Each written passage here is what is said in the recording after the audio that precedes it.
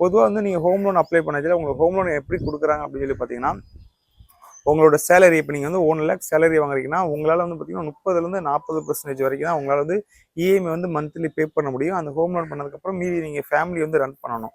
உங்களுக்கு வந்து நிறைய செலவுகள், ஸ்கூல் ஃபீஸஸ், ஃபேமிலி செலவுகள் நிறைய இருக்கனால 30 to 40% தான் வந்து உங்களுக்கு உங்கள் சேலரிலேருந்து பே பண்ண மாதிரி உங்களுக்கு ஹோம் லோன் வந்து எலிஜிபிள் கொடுப்பாங்க.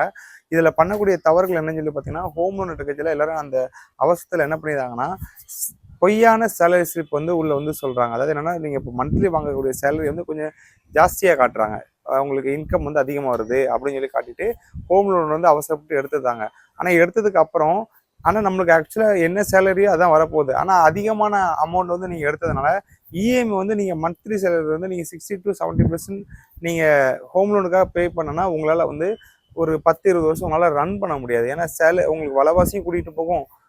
நீங்கள் பொய்யான இன்கம் சர்டிஃபிகேட் வச்சு நீங்கள் அதிகமான லோன் அமௌண்ட் எடுத்தால் அது ஃபியூச்சரில் வந்து பெரிய ப்ராப்ளத்தை வந்து விடும்.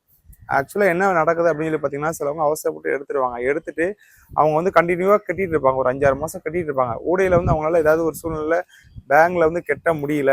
நீங்கள் வந்து ஒரு 3 மாதம் நீங்கள் கட்டாமல் விட்டுட்டுனாலே உங்களோட ஹோம் லோன் வந்து அக்கௌண்ட் என்ன ஆகும்னா, இது வந்து கட்டணம் சரியாக வரலன்னு சொல்லிட்டு உங்களுக்கு வந்து ஆக்ட் படி உங்களோட வீடு வந்து செர்ச் பண்ணதுக்கு அடுத்த கட்ட முயற்சி போயிடுவாங்க பேங்க்ல இருந்து.